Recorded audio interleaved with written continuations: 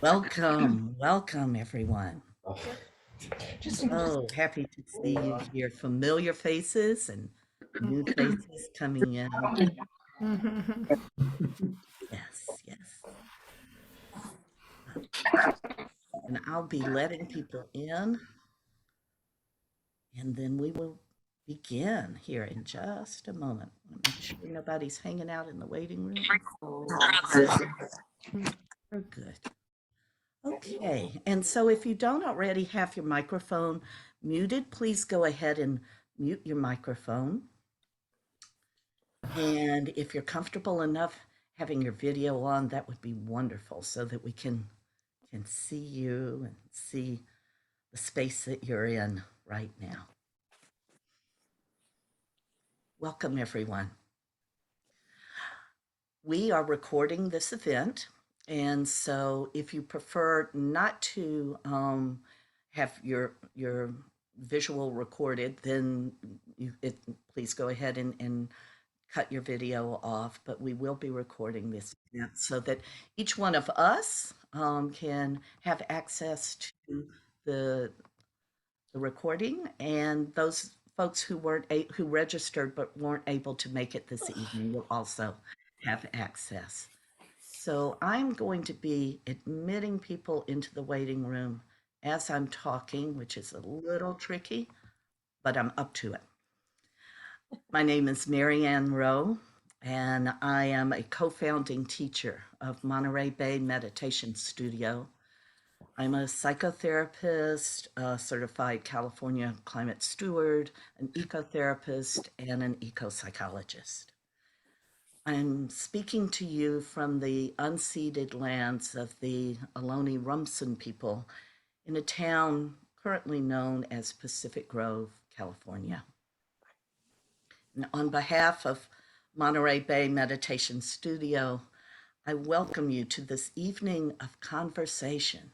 This evening is not a presentation or a lecture. It's an evening of conversation, exploration, and inspiration regarding the great time of change, also known as great crisis and opportunity that we and all beings on this planet are currently experiencing and will continue to experience. So I'd like to set a brief context.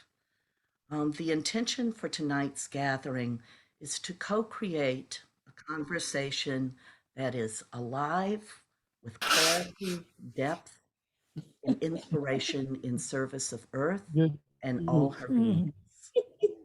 Do we have that? Check and make sure everybody's admitted. Yes. Good. We'll be engaging both hemispheres of our brain. As we bring attention to the cognitive aspects and as well as the emotional impacts of what is already happening and what is emerging in our personal, global, and collective experience. Now, since our first online conversation with Duane and Coleen almost a year ago, the global challenges of initiation and transformation in all the fields, climate disruption, economic instability and inequity, healthcare, political and climate refugees, species extinction, and violent political conflicts, all of those arenas are arising with more intensity and frequency than ever before, as we are all very aware. We have entered what Joanna Macy calls the great unraveling. So tonight, while we will address the what's of what's happening, many of which are beyond the point of our choosing, we will also focus on an area in which we do have choice, how we are in relationship with ourselves and each other and all beings with what is happening. We'll also be looking at what supports us what supports that we can cultivate individually and in community, and how our love of this earth and of aliveness shifts our perspective, and all of these things serving our resilience, our clarity, and compassionate response to what is happening. What is happening is uncertainty, change, and the pain of the circumstances, as well as the opportunities that we have for conscious healing, growth, and evolution. So, knowing now more than ever before that we are in for the long haul invites us to attend to immediate needs for attention and also what serves future generations of all life forms, including our own grandchildren, great grandchildren, great great grandchildren. So, as you know, Duane and Coleen bring a wide, deep, and long spectrum of knowledge, experience, and heart to us. We are deeply appreciative of their generosity in sharing their learnings, their inspirations, and their time. So, a few tech notes before we dive right in. As I mentioned earlier, we are recording, and so if you would prefer to not be seen, then you can turn your video off. And I invite you to mute your microphone if it's not already muted, to go ahead and mute your microphone and leave it muted unless you are speaking, in which case, of course, unmute your microphone so we can hear you. And for uh, the chat will be used for tech questions and also questions for the conversations, question only. So we're not going to be passing notes or commenting or, yeah, well, for that. No, none of that in the chat for this evening because we're in conversation. The invitation is to imagine that we are sitting together in a family room, or if you prefer to be outdoors, sitting around a campfire underneath a night sky full of stars. And so, just as you wouldn't be whispering or passing notes in either of those settings, we invite you to bring that to that way to your presence in our conversation this evening. So, if you have any questions or invitations for exploration that you would like offered to Duane and Coleen that you would prefer not to voice yourself, then just send that in the chat to me, and I'll read those for the group. Or if you have some tech questions, then also send that to me. Not send it to everyone, just send that to me, and I will take care of it as best I can. Our usual tech assistant was not available this evening, so I'll do the very best that I can. And also, I won't be able to respond to a chat if I'm talking. I just haven't quite got that level of multitasking down, but I will get to it as soon as I can. So, as I mentioned, this evening you are invited to conversation. And we'll begin the evening, or we'll begin our conversation with a brief meditation to help us settle in to being here and being together. After a brief introduction of Duane and Coleen, Duane, Coleen, and I will be in conversation for a little while, the three of us. And then we'll open up the floor for your questions and invitations for exploration. So, when you have a question or an invitation for exploration, I invite you to please use your digital hand, which you can find down here under reactions if you click on that. And then there's a bar that says raise hand. And just do that because we're on more than one screen and I won't be able to see you if you raise your physical hand if I'm looking at a different screen from where you are. So using your digital hand, also that will help us pace the evening because I'll call on folks to offer their share. And I invite a slow pacing for the evening to allowing the conversation to settle into us, noticing not only what we're thinking about what's being said, but also the impact that we're experiencing with that. So that we're in relationship here and there's an exchange. This is not a one way, either way, but to going slow and allowing things to settle. And please being aware that we are sharing this 90 minutes of time with almost 40 people.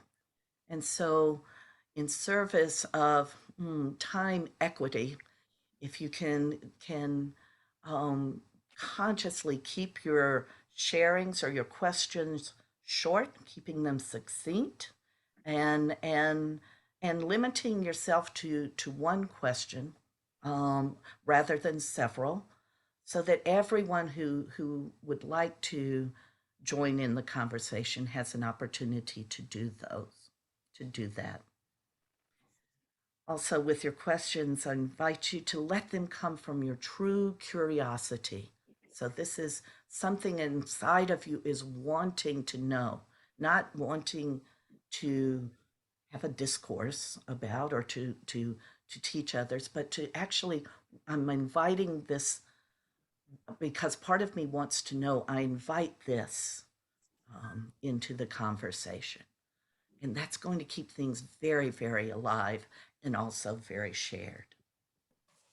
So, are there at this point any questions about the technology or the context for the evening?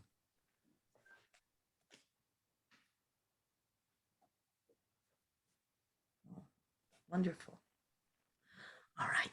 So, as I mentioned, we'll begin with a brief meditation for connecting with ourselves, the collective of us here together, and the planet on which we are. So if you're comfortable closing your eyes, allowing your eyes to close, or just look down at the floor in front of you and allow the sound of the chime to come to you, inviting a receptive and settling in mode.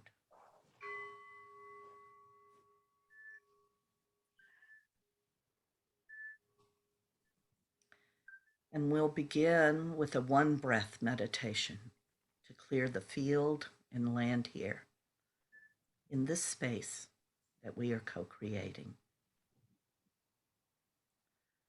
So, bringing all of your attention and your energy to fully experiencing one deep, long breath. Begin.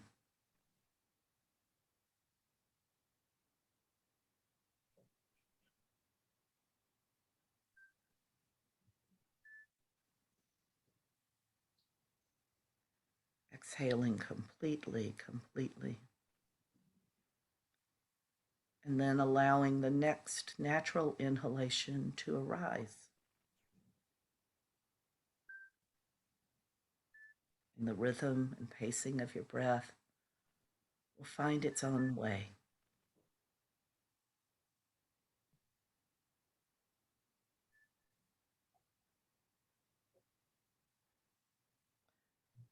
With an exhalation, let yourself plant yourself here, feeling your rootedness to this planet going a little bit deeper with each breath.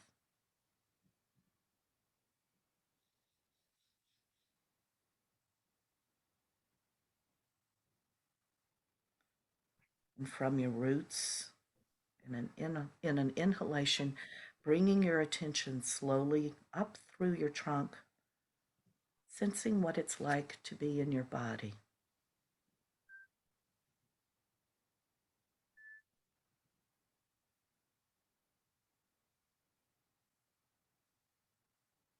Continuing to bring your attention upwards and expanding it beyond your personal body, branching out to sense the collective space of us being here together. Individual trees creating a forest.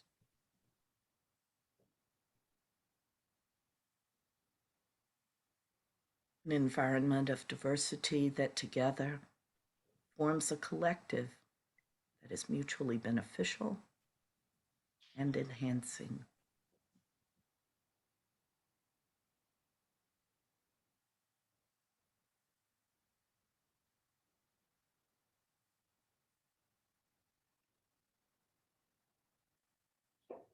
And with consciousness of collective being,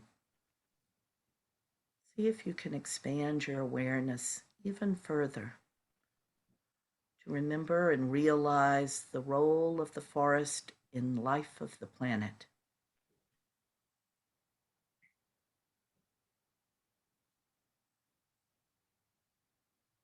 This planet from which we are nourished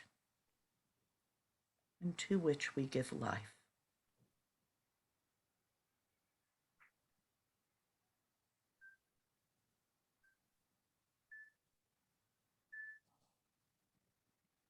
All part of an infinitely expanding creative universe,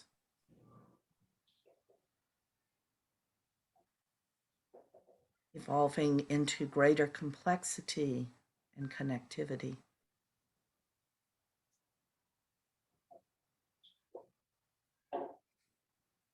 Each of us individually and all of us together playing an essential part.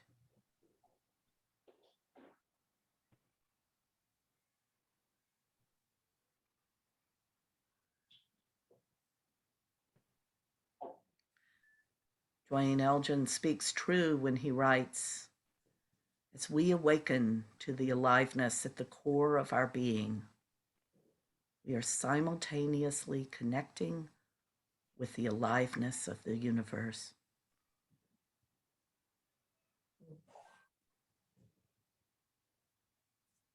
Tonight, and like forever, we are invited to breathe together into that.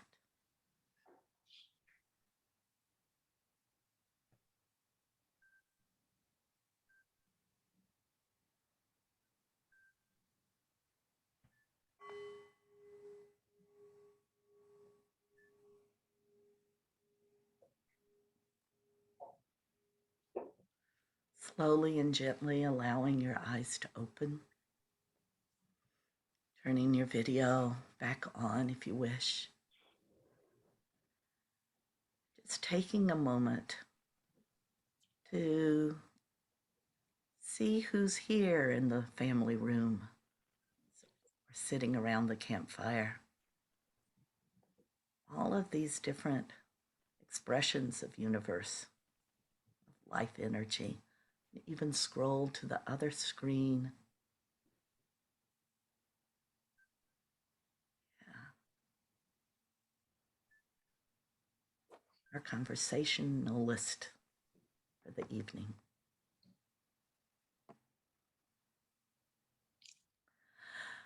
So I'll begin with a brief introduction of Duane and Coleen. More details can be found in their bios on the Choosing Earth Project website. Duane has been dedicating his attention, energy, and heart to the well-being of our world since the early 70s through his work, which has included senior staff member of a joint presidential congressional commission on the American future, senior social scientist with the think tank Stanford Research Institute, keynote speaker to over 300 events, workshop facilitator, teacher, co-founder of nonprofits, project designer and director, and in his spare time, He has written, I think at last count, my last count, 7 books, and continues to be a devoted father, grandfather, and husband. Coleen. Coleen is producer and director and co-writer of the documentary film Facing Adversity, Choosing Earth, Choosing Life. For over 15 years, she has been a creator of documentary work focusing on pioneers of consciousness and spiritual growth. She is a facilitator of groups focusing on the Great Transition, meditation, cooperative inquiry, community health, and environmental awareness. Welcome, both of you, to our family room campfire. So, I'd just like to open the conversation this evening. Excuse me. Let me just cough.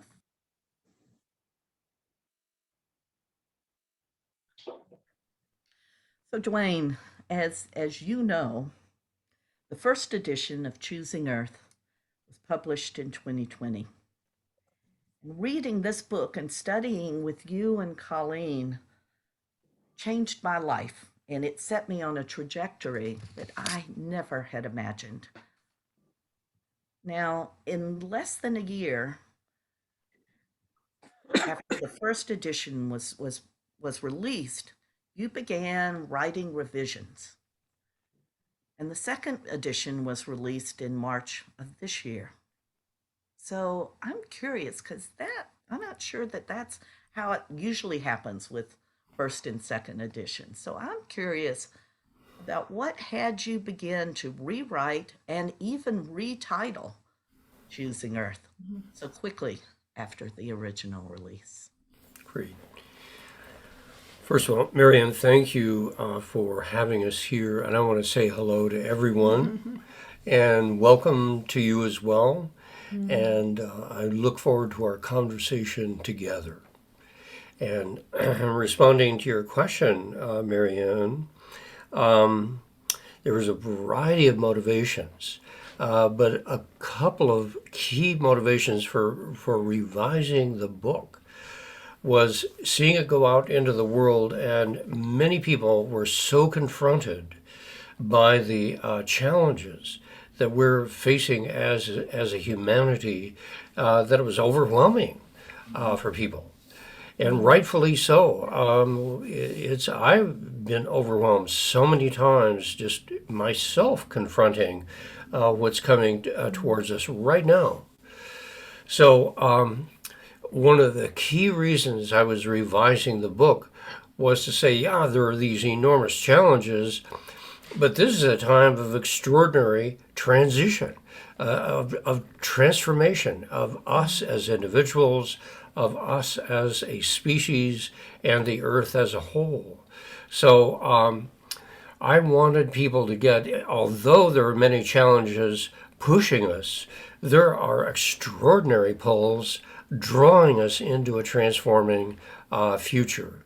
So that, more than anything else, was the motivation for the revision to the book.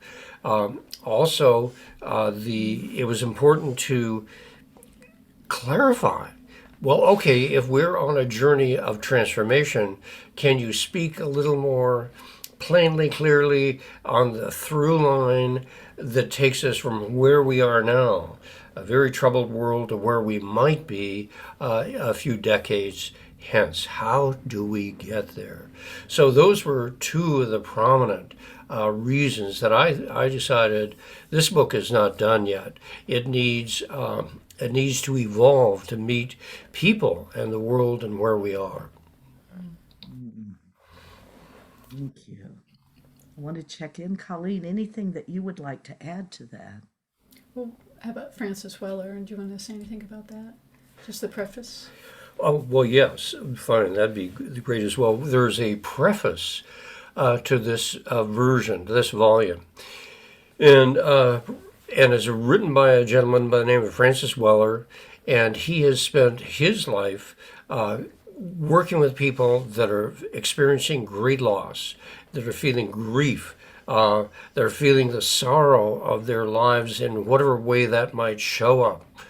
And we are confronting an extraordinary time of transition, and with that transition, great loss, and with the loss, great sorrow. And is that purposeful? And certainly Francis Weller feels that it is. Sorrow is then a catalyst in his mind for breaking open how we have been and opening up to a new possibility of how we could be and the world could be. And that is so foundational to looking freshly at where the world is going, and instead of trying to fix it and go back to the past, it's saying, no, it's getting broken open. This is purposeful. It's taking us somewhere. Let's see where that might be, but let's first acknowledge the importance of the great sorrow and the great sense of tragedy and loss that many people feel at this time. I was just going to add, we were very moved by Francis Weller. Years ago when this project started, about, I guess, 4 years ago, we had a learning community that was local before COVID.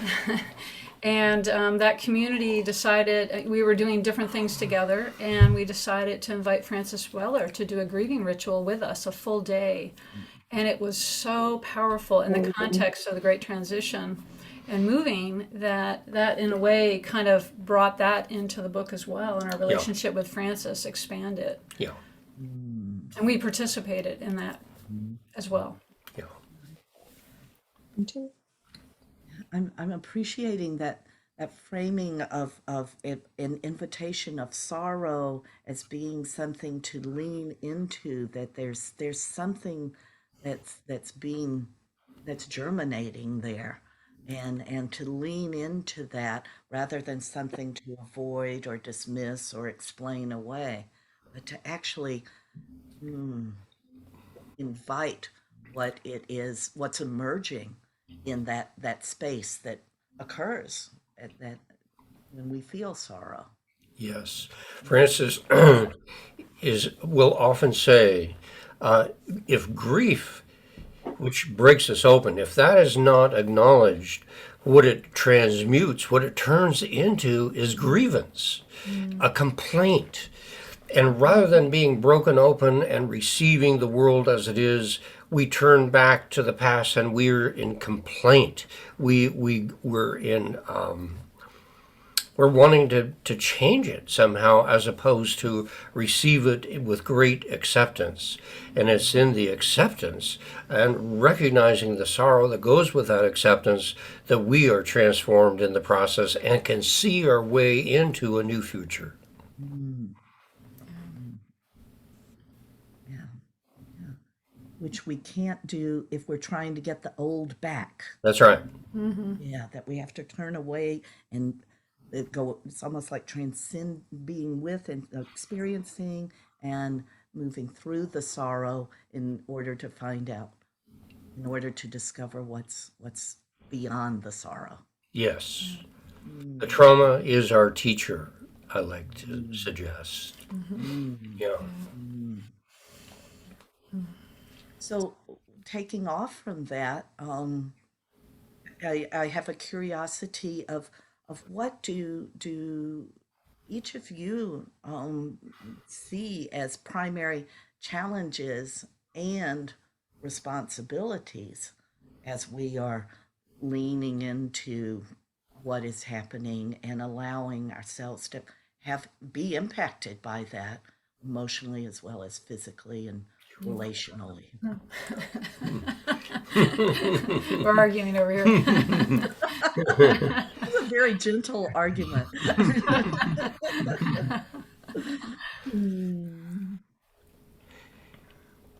Well,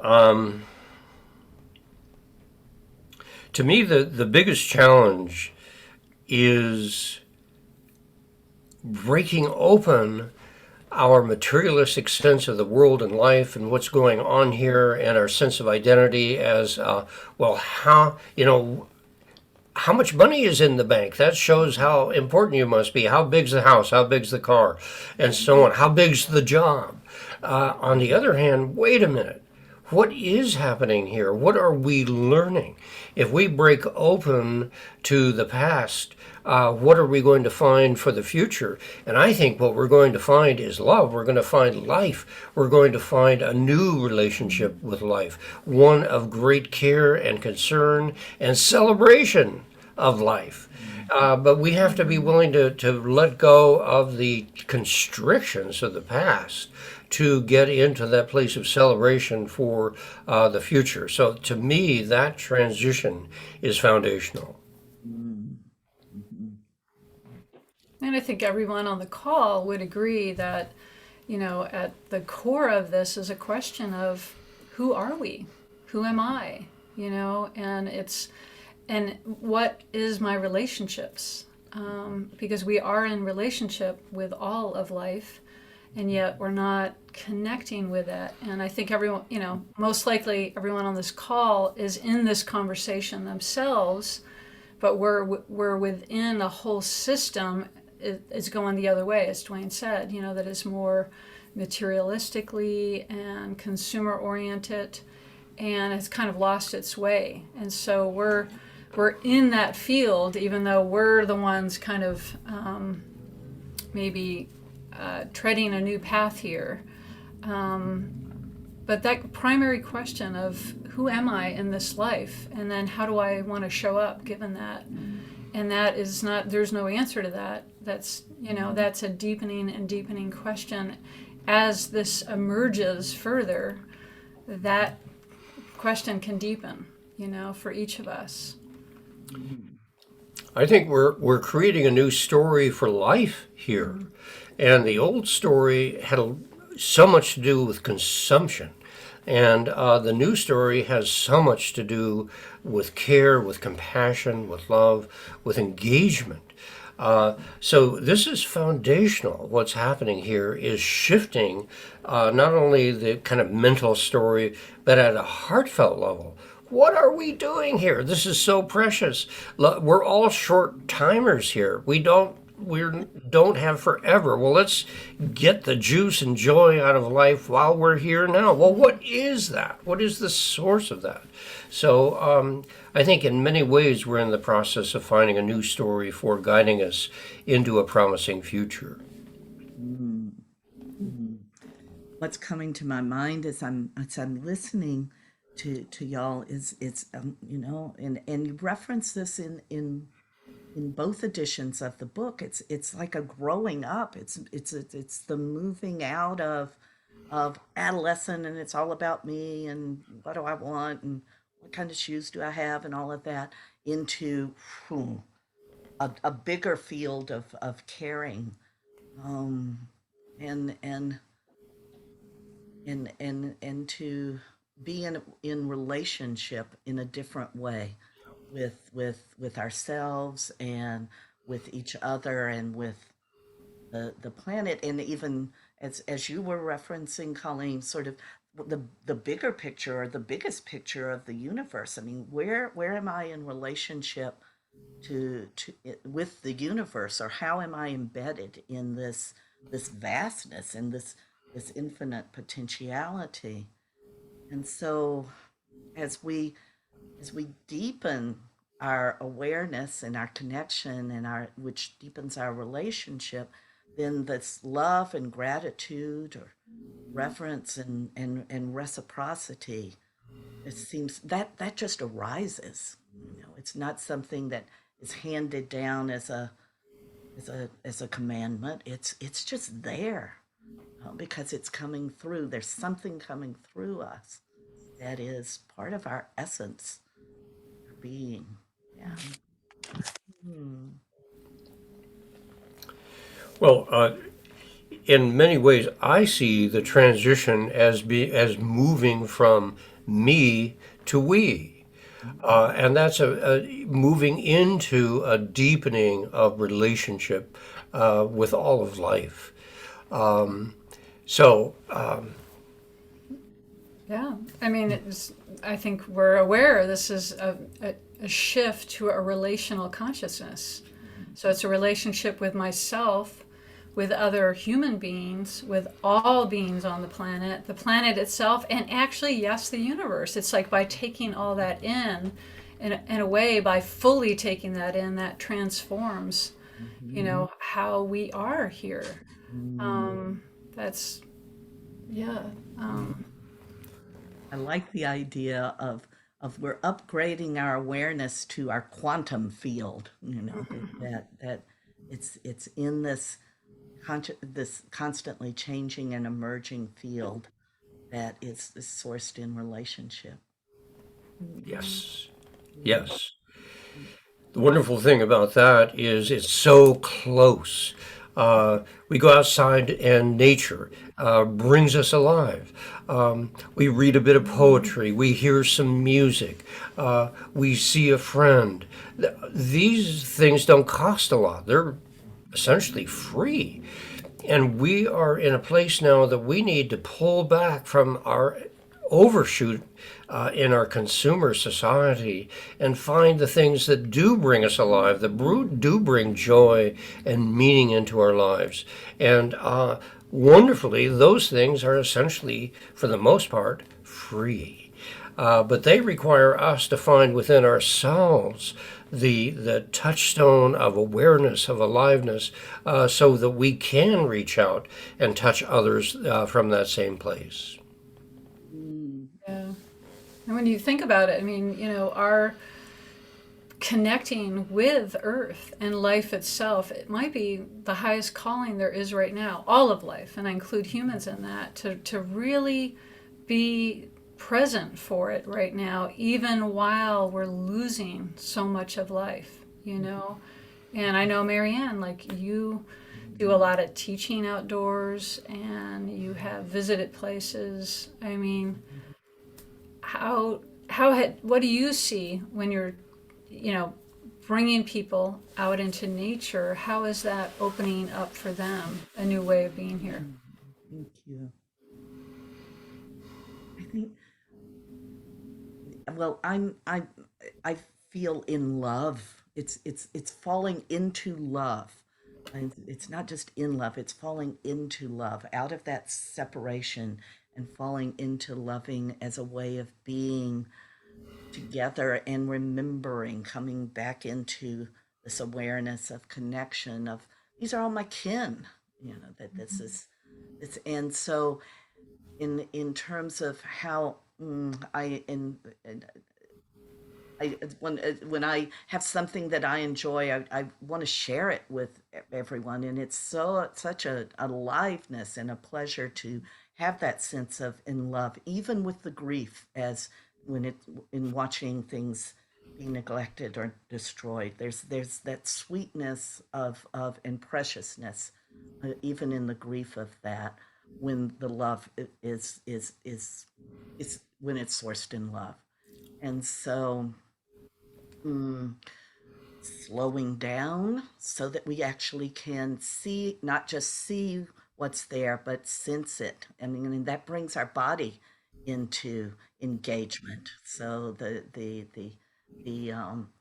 sense of smelling and feeling and the all of our senses, and the more senses that are involved, not just our five but even our internal senses, our radar, our sense of direction, and all of that then the more senses are involved, the more we're lit up and in relationship, because all kinds of stuff is coming to us. We're being there's all kinds of communication that's being offered, as just free, as you were saying, Duane, freely.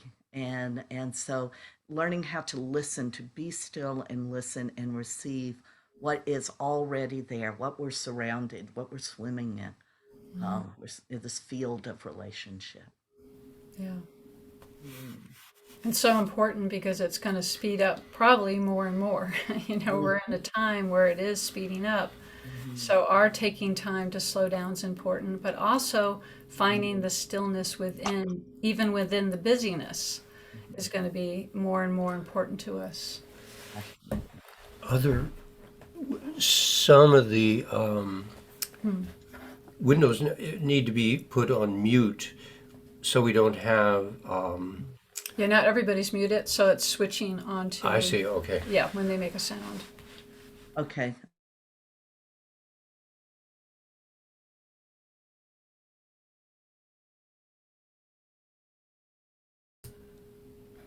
So Marianne, you're muted.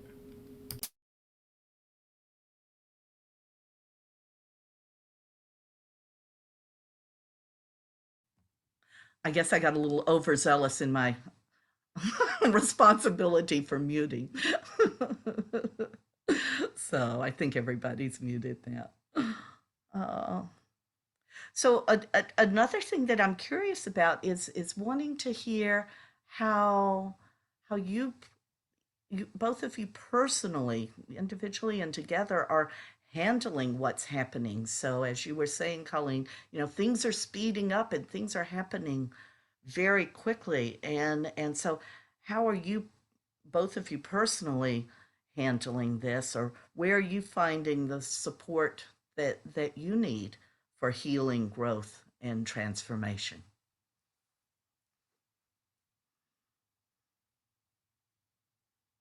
And you're muted now. Well, first, of course, we're utterly human, and we're challenged just like everybody else is.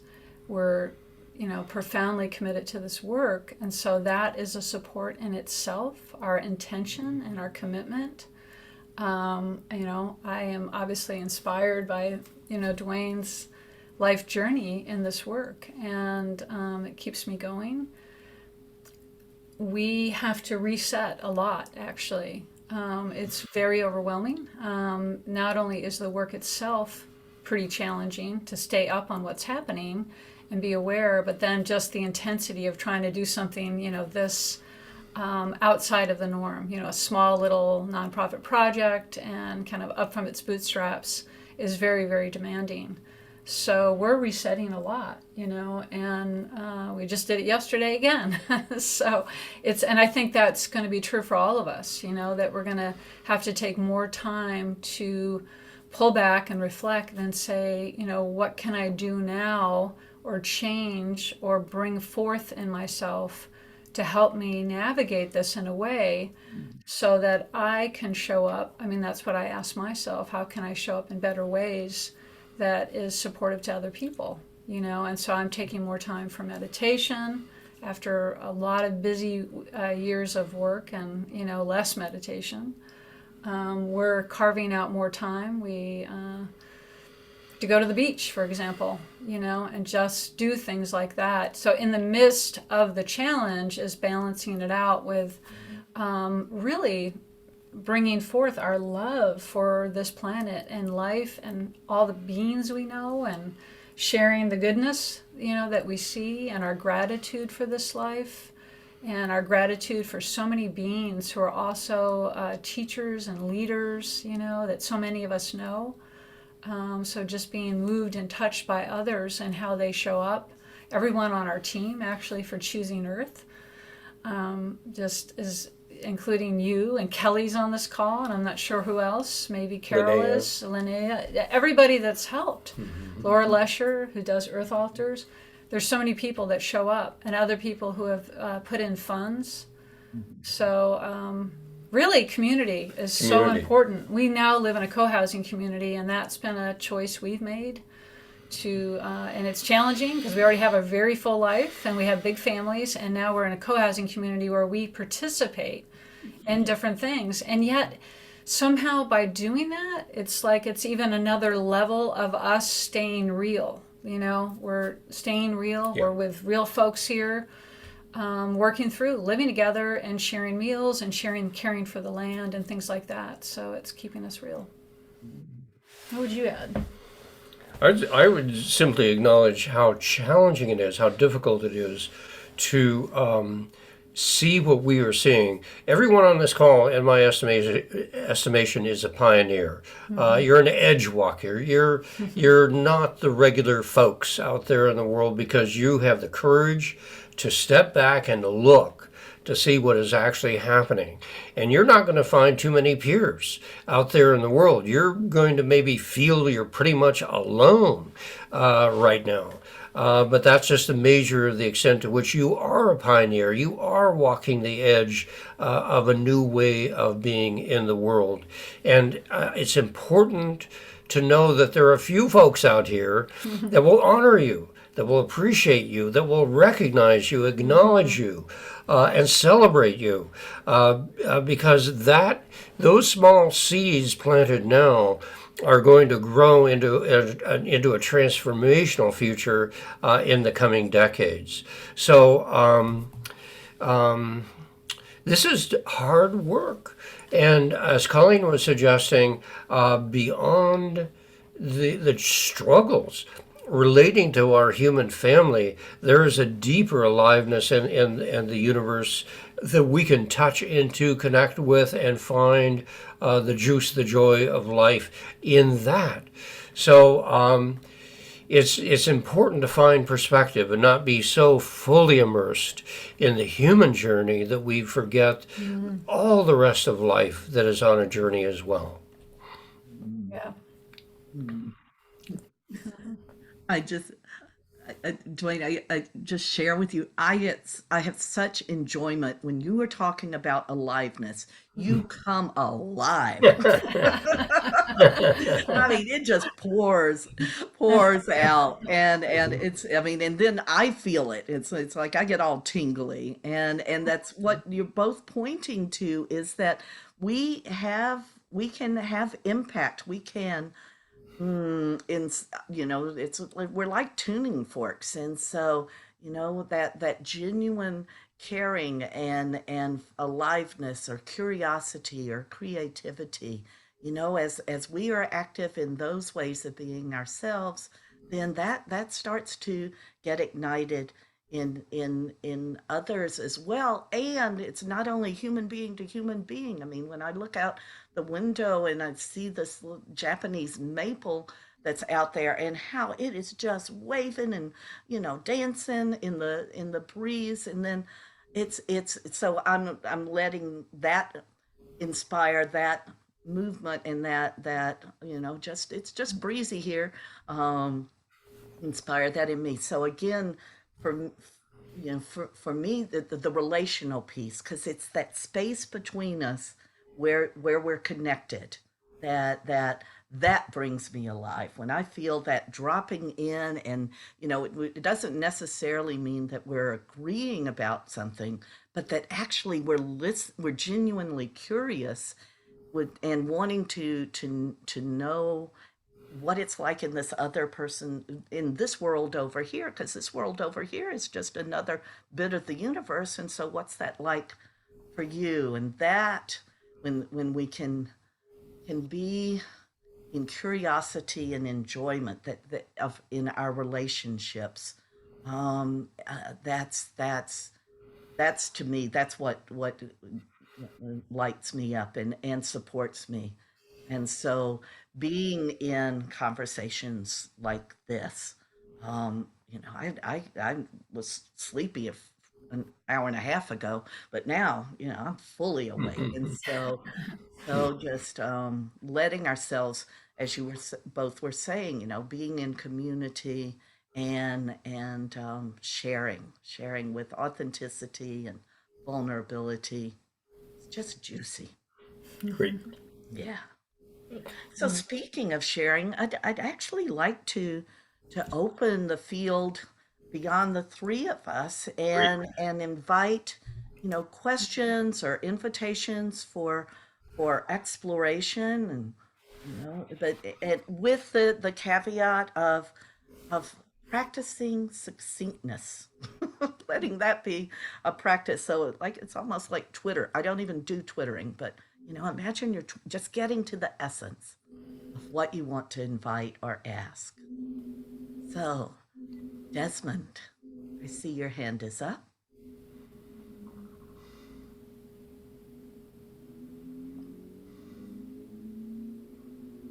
And your microphone is muted. All right, I'll try again. I'm Desmond Berghofer from Vancouver in Canada. And I'd just like to pick up on a comment of Duane that there's only a few of us here. I'm engaged in a project to prove that there's a lot more of us than we might think. And this is what I call the Visioneers Project. Picking up again on something Duane said, that we are pioneers. My definition of a visioneer is that they're pioneers of the future. So what we're doing in this project is finding people all around the world who are doing outstanding things to improve the world in whatever way they can, whether it be in teaching children to read or creating services for the underprivileged or acting on climate issues, whatever it is. And we're putting all of this on a virtual platform, which we call a web of good work.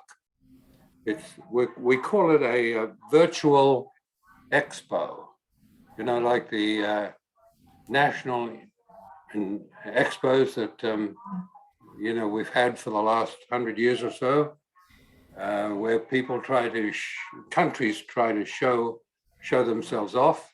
Well, we're giving ordinary folk who are doing wonderful things an opportunity to show themselves off and be in touch with each other. So this is all coming to a head, or not to a head, but to a climax in the next few months when we're going to launch this in a big way on in a hybrid event here in Vancouver, where we'll have 300 or 400 people come into a live event, music and celebration, that kind of thing, and have that live streamed not only to our cohort of visioneers, which are now about 300 or 400. So Desmond, Yeah. if you can give us just a link or a website, just so that people who are wanting to get that information can go ahead and get it, because we've got a line forming of other folks that Okay. want to share. So if Well, you the like to website, you want me to put it in the chat or yes, tell if you would just put it in the chat and put it in to everyone, and then Okay, that way well, I'll do they that. have access. And I won't take any more time, but I just wanted to say that we are committed to showing that humanity is up to this. And the way we're doing it is by showing people who are already doing it. Great. Fantastic. Thank you, Desmond. Thank you, Desmond. Great. Yes. So Todd, I believe you were in line next. Yeah, we're here in a tiny little town in Hope, Alaska, and I'm sitting here with my son, 20 years old, and we talk about these things, and we can all be in angst and frustration with what's going on and witnessing it in grief, but we talk about this because it's a generation he is and his confreres that are going to be living it in decades beyond mine. And there is also a counterpoint to the frustration and the grief is the understanding that this is one of the most exciting generations in human history for the potential there is. And it's wonderful to talk to he and his friends and realize their awareness of something that is not something that was previous to generations such as mine or prior to that. So I'm just injecting a small bit of optimism because I think there is a great turning point in ages that are younger than mine are exemplary of it. But a quick question to Duane and Coleen was, I'm only familiar with the recent edition. Was there any beyond sort of changing the tone between the two editions to make it, I don't know if the first one was, more gloom or doom, but was there any observations that you came to in distilling out for the second generation or second edition that changed from the first? Well, to me, it's exemplified by what you just said. And let me share what I have said to my three sons who are now in their 40s. And I've said, if there was ever a time you could be alive, choose this time now. There's never been a more significant transitional time on this planet than this time right now. And if you want to be alive when the world is in transition and you can make a change, this is it. Because most periods of history are static, or they are not moving much. You pretty much have today what you had 100 years ago. We will not have the world 100 years from now that we have today. We're in profound transition. And the young people alive today can be some of the pioneers, the visioneers, the visioneers that can play a significant role in where it goes from here. So this is a juicy time to be alive. This is exciting. This is hard. This is challenging. But this is a time for people that are really ready to step up and step out, to be alive and to put their true gifts into the evolutionary process right now. And that was one of the key things that I wanted to evoke in the new edition of the book, of uplift, of potential, of going somewhere, and not simply to show the challenges we face, but also, okay, on the other side of those challenges is great opportunity, evolutionary opportunity, the likes the world has never seen before. So let's get on with it. Let's get working together and moving together into this new world. Thank you. And I have a curiosity question. Todd's son, what is your name? My name's Liam. Liam. So glad you're here. Thank you. Just a real quick point. I mentioned via email to Coleen that we had, he and two friends captive for spring break here a few weeks ago, and we did wander through parts of Choosing Earth, and it's a good catalyst that will continue onward. So it's the pollination is spreading. Great. Thank you. Thank you. Great. Beautiful. Welcome. Actually, Todd and Liam stole some of my question. I was just looking at the on this call, and we are way older population, and I'm concerned about where those folks are. I know that in some cases are working real hard just to put food on the table, and the crisis that we're facing seems like a secondary issue to. So I'm concerned about getting the message out that Duane, that you and Coleen have been promoting, but especially saying it to the younger population. It's not that they're ignoring it. I know some that are quite resentful of us because of the legacy that we're leaving them. Yeah. But they don't necessarily have a future beyond their resentfulness. This message of something to do, this message of hope, there is the possibility of restoration, is I hope we can start spreading on the Yes. Yeah. Good. Want to respond? Well, just, yeah, absolutely. There are, we are reaching an older population. There's no doubt about it. I think there are obviously movements with young people in it. There's a lot happening. There's a lot of activism. There's also developmental stage issues involved, both in terms of life cycle, like you said, where people are at, how many challenges younger people, especially if they're raising a younger family, are dealing with. But even in our family, some of the very young adults, not everyone is ready to take it in. That's And right. I think they're learning about it, but are they ready to be immersed in it? Liam, I applaud you. And clearly you have a dad there that's, helping you. And so it's, I think what we're seeing is in the next couple of years, it's going to change drastically because it's going to get clearer and clearer, and schools are opening up to bringing more of this content in. That's something that's really got to change. They're still pointing students at universities into the past in a sense, and not where we're headed. The turn has got to happen here. I would also put in the power of communication.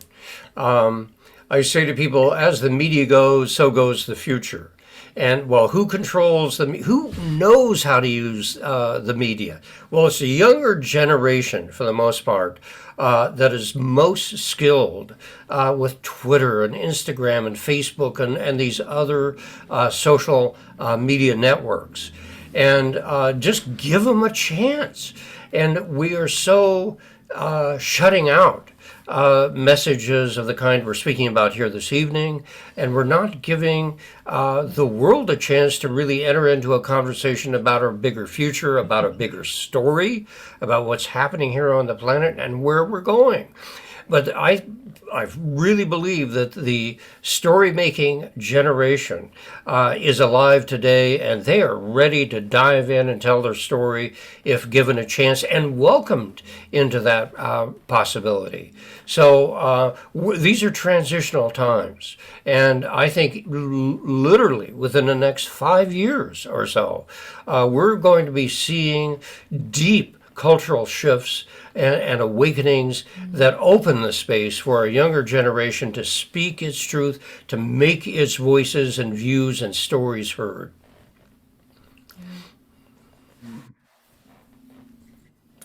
And Liam, if you are willing, I'd love to have your voice in the room. Yes. Commenting on this. Yeah, absolutely. I appreciate hearing everyone's perspectives and just seeing all these people who are working on these things all in one place. I just finished my second year at Colorado State in Fort Collins, Colorado. And that's a bastion of groovy thinking and lots of young people with similar interests working on climate and all sorts of different things like that. And it can become sort of an echo chamber, but it's wonderful to see all the different perspectives here right now, and definitely valuing perspectives like my own. It's wonderful to see. Great. What are you studying? Interdisciplinary liberal arts. Oh, all right. All right. Answer that one. It gets lots of reactions. No, it sounds good. Enjoy the ride here, Liam. Yeah. Glad you're on board. Yes. Good to have you here. Yeah. Really happy. We'll keep an eye on you. Yes. Absolutely. So I see in our lineup, there's Lane, Lauren, and Kelly in that order. So Lane, when you're ready. I was sparked by I think it was Tom Quinn who said people are concerned about putting food on the table. Mm-hmm. I was pulled into another dimension as I was reading Deep Adaptation, which many of you may be familiar with. Yes. It's a hard book to read. Mm-hmm. It's a hard book to read, and it's an important book to read. Mm-hmm. And he, at one point, I think it's about a third of the way through the book, points out that we should not be thinking in terms of, 2050, 2000, even 2030. We should be thinking in terms of, on one hand, and he's just using this as one example, we should be thinking in terms of growth cycles, food. And that just smacked me up into another level of awareness. But it also created a tremendous realization that I had not a clue if we have significant crop failures, which we are almost certain to have.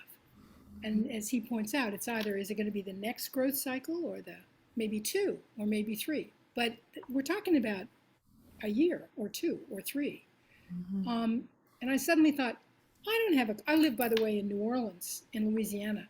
And I thought, I don't have any idea of what we would do if we couldn't rely on importing most of our food. And that lit a fire under me to start to look into what we have, this tremendous resource at Louisiana LSU, Louisiana State University, which has a huge, a growing climate school, but a huge ag school, agricultural program, huge. And so I'm not going to go into all of it, but I started reaching out and connecting with other people here in New Orleans and the area about, well, who's working on this? who's thinking about how are we going to eat? The other issue that's closely related is that, and this is the only other point I wanted to raise, is that, it's putting food on the table and paying the electric bill, because these are things that everyone has to deal with. My concern is, and this is my curiosity, that what I throw out is, it seems to me that we could very quickly, and not necessarily in some sort of a cohesive fashion, get into crisis in either or both of those areas. And my concern, my wonder is, and that's kind of going to be a very pivotal point for a lot of people who just haven't had time or haven't had the spiritual strength or the fortitude to become, or the energy to become aware of, to learn about the climate crisis, the environmental crisis that we're in. But that's going to be a smack in the face with a mackerel, as they sometimes say. And Thank you, Lane. Thank you. my last concern is, so and that's going to hit a lot of people when that happens. A lot of people, maybe regionally, but still a lot of people. So my concern is, are they going to go to grievance, or are they going to go through grief, be able to go through grief and into transformation? And I throw that out. Great. Wonderful question. I want to answer the first and then give the second to Coleen or whoever. The first is, I grew up on a farm, and until I was 23 years old, every summer and fall, I was working on a farm. And my father, bless his heart, by the time he ended his years, he had 6 different kinds of farms. And so I saw the vulnerability of agriculture, growing onions, potatoes, apples, pears, whatever. I saw the vulnerability. And I saw if a windstorm would come through, it could put down your wheat field. If a rainstorm came through, it could ruin your cherry crop. Now, you don't see that if you just get your food from the grocery store, but I saw it again and again and again growing up on a farm. And we're already there. We're already in that crisis. And you're absolutely right. In the next few years, it's just going to grow in magnitude. And we have over half of the people on this planet are living at the edge now. In many ways, but certainly food is one of the critical edges that perhaps a majority of people are confronting on a daily basis. So thank you for bringing this up. It's very important, and it really brings home the reality of we need to make a deep transition in how we live on this earth. And one of the foundational places that will have to take place is with regard to food. And one of the things Duane has said for a long time is, it's when the food shortages really hit, just as you've said, is when people are going to really recognize we're going in to this birth, whatever it's going to be, we're going in and we can't turn back anymore. We can't go back to some normal back there. We have to work with what we have.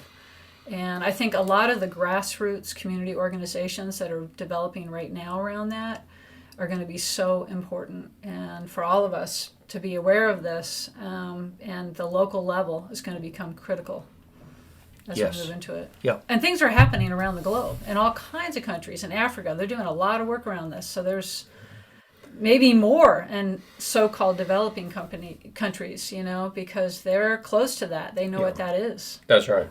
We're expecting to go into the store and get it. So Yeah.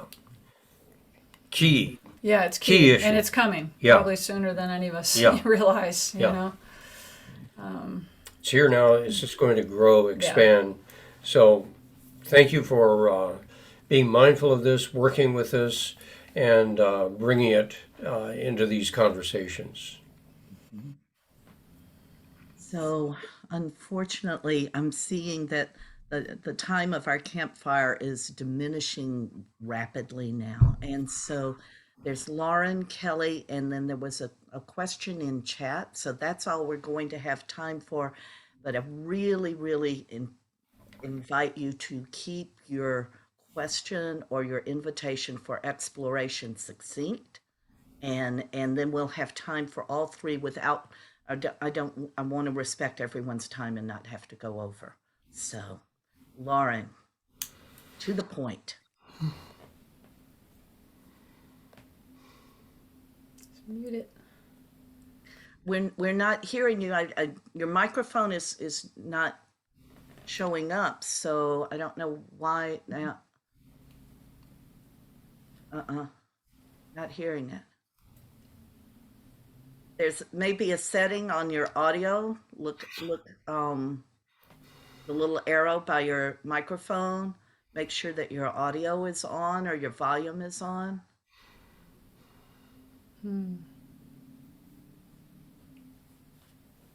Maybe let him work on that and come back to Come I back. think so. Yes. So Lauren, keep working on it, and we'll come back round to you.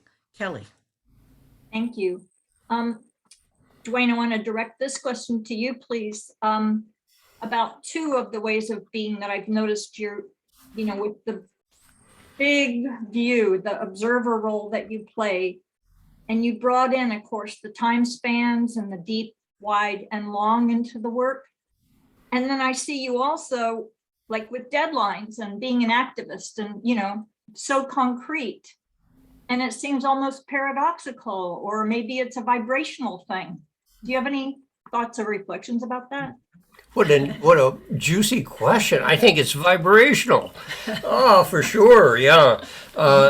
I get up in the morning. My life is narrow, shallow, and short. I'm just coping. And then I get out the pen and paper. Well, let's make it wide, deep, and long. No, no, we have to negotiate this. This is not easy. So thank you. I don't have an answer. It's hard. Thank you. I think that's what you get with a visionary in a way. A visionary with his feet on the ground. A practical man. That's a farmer, right? A farmer. Yeah. That's the thing, right? Yeah. Great. That's beautiful. Lauren, I'll swing back to you, see if you have audio yet. Say something. Oh, I'm so sorry. Now we have a question in chat, and that's all we're going to have time for, I believe. And that question comes from, whoops, let me get so I can see the name. Mary Fifield. And she says, there is slowly growing awareness of a global attention crisis, parentheses, meaning societal incapacity to focus, be in flow, or pay deep attention. Could Duane and Coleen speak to this issue and how it overlays with other crises? Yeah, I mean, she's named it. I think, Yeah. again, all of us on the call are aware of this, that we do have an attention challenge, and our the pace of Western culture is also just way too fast, and then technology is speeding it up even more. So until, we need to find the stillness within so we can be in the storm that we're in, with a still place in the center, which is a life's work, to do that. But that is, the thing that we tell everyone, that there's so many unknowns in this. And in all our workshops, we would say there's two things we know for sure.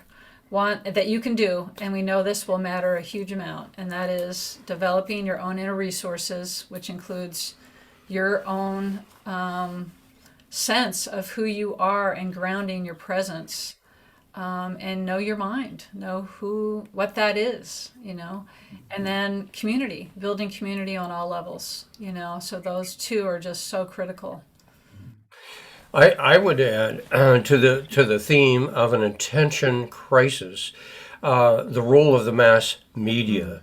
In the United States, for example, we watch a little more than 1 billion person hours of television each day. Now, absorb that. 1 billion person hours of television watching each day in this country. And the overwhelming majority of that time is spent on entertainment and commercials.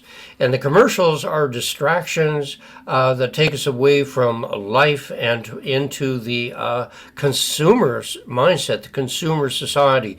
So we are being hypnotized day in and day out by a mass media that's programming the mass mind into consumerism. And so here we are needing to transform not only our personal consciousness, but our collective consciousness. And the very tool that could be most potent in enabling us to do that, the television and mass media, is directing us away from that. So one of the critical revolutions that I see is accountability. Holding the mass media accountable for reflecting and respecting the mass mind and the need for the mass mind to pay attention to concerns that are critical to our common future. Critical. I mean, this is a key theme of my life and my work. So thank you for raising that. Thank you. So Maurice, I see that you've had your hand up. I've seen that you've had your hand up for a while. We are really short on time, so if you can keep it really brief, we'll slide you in. Fabulous. Thank you so much. Thank you so much, Duane. Thank you for your fabulous work, Coleen.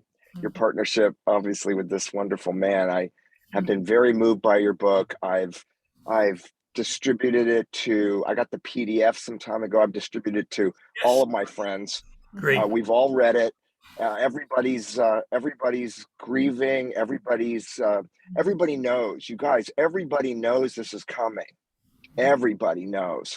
What I'm so clear about is that we have to help people expand their window of tolerance, nervous system style, so they can hold this and just talk about it for more than 5 minutes. I mean, I just say your Trinity, Duane. I keep saying it, right? Habitat destruction, species extinction, eco collapse, ecological collapse, and everybody just gets it. I mean, they all know. All people know. All smart people know this is coming. And so I'm so committed. I'm a psychotherapist, and I specialize in the nervous system. Our work is, we're using psychedelics now to help people, of course, EMDR, to help people expand that window of tolerance, guys. I mean, that is it, right? Because if we can hold it, really, if we can hold it, right? I'm sorry. Expand your window of tolerance and shorten the course. And thank you so much. I know I'm long-winded. Anyway, thank you, all of you. Yeah. And let's get some people of color on board, guys. We're not only a bunch of old folks, we're a bunch of whiteys, right? Thank you, Maurice. Thank you so much. Yeah, thank you. I appreciate your enthusiasm and your spreading the seeds of this really transformative way of looking at the world and our collective future. Thank you, brother. Indeed. So, Duane and Coleen, we've been talking about maturing and growing up, and I know that the Choosing Earth Project has been doing a lot of growing and changing in these past few months. So I want to check in with you about what's emerging there, what might be coming in the future to a website or a computer near us. Yeah, let's see. Talk Well, about one thing is we're translating with Kelly's help, actually, who was just on asking a question on our team. We're translating our curriculum into a self-paced course, and that will make it available. You know, we're now global, obviously, and COVID's got us all online, so we need to have the course available for people when they have the time to do it.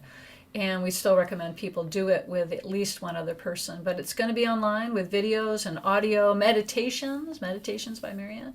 There's going to be a lot there, and it'll be at a very affordable rate. So that's another way you can share it with people. It makes it a lot easier to read the book, to be part of that. So that's one thing that's coming up. really where we are right now. It's a very important time in our work because it's taken 4 years, but we've now completed a polished book. Coleen has this wonderful film documentary.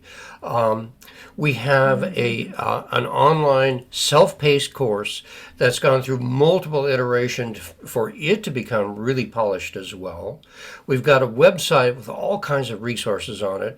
There are folks like Marianne that are showing up faithfully, and Kelly and others to help in this work. And so where we're going now is just planting seeds in the larger world and counting on people to take responsibility for planting those seeds and nurturing them and growing them, because obviously the two of us can't do it. So this is a team effort. And so now it goes beyond the few farmers here on this call to all of us to get out there and be planting those seeds and working for a transforming future. And there's other things in the works, but it's kind of too soon to share. So, But that will be shared through your emails or your newsletter and yeah, things we'll be like sending that as those things show up. So if y'all aren't already on the email list and for the newsletters from Choosing Earth Project, get on it. Great. Yes, yes. So a couple of announcements as we're drawing to a close here. In the next couple of days, all of you will receive an email that includes links related to what we've been discussing. And I saw that the book Warmth, which is about Liam's generation and their experiencing, written by Daniel Sherrill, I think it is. I'll include that in the links, or the yes, and other things that are related to what we've been discussing. And the email will also include your recording of this evening, and the email will go to all the people who registered, and recording of this evening, and opportunities for further study and community and action. And I want to mention a couple of things that are coming up at Monterey Bay Meditation Studio. One of them is just around the corner. Next Tuesday, I'll begin a 4-class course called Eye of the Hurricane, Conscious Relationship with Personal and Global Change. And that course is about what has been mentioned several times here this evening, our expanding our band of tolerance to be present with what is happening and access the emotional responses and work through them in service of getting clarity, compassion, growth, and evolution. So that starts next Tuesday. There are still spaces available, and can find that at montereybaymeditation.com.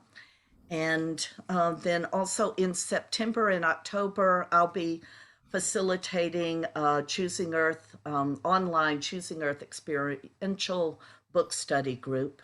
So that is not up on the website yet, but it will be happening in September and October, and it'll be up on the website soon. So those are a couple of things that are coming up.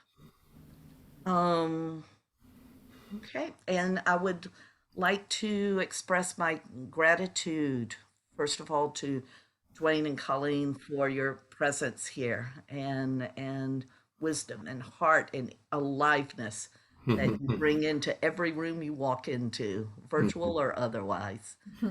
And then also gratitude for all of you who have participated by bringing your attention, your questions, your curiosity, your experiencing, your suggestions and inspirations for us to co-create a very, very rich conversation and sharing. And I wish that we had even more time so that everyone who has any sharing could share. But we'll just let that be enough for now and continue the conversation.